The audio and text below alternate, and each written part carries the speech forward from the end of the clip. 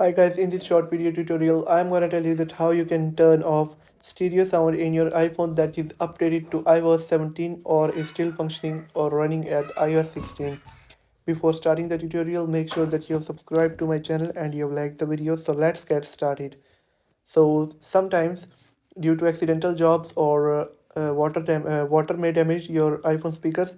So if one speaker of your iPhone has stopped working, you can turn off stereo sound and you can easily listen to songs and you can play music through one speaker without imbalance sound so without sound imbalance.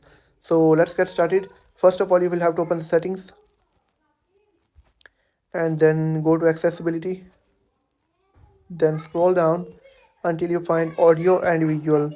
Tap on it, and now you will have to turn on mono audio.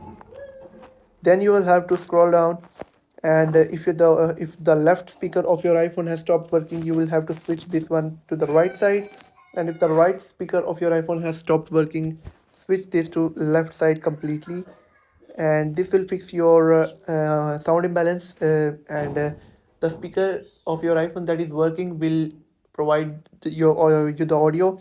So that's how you can turn off stereo sound and easily listen to and the music on your iPhone that has one speaker damaged.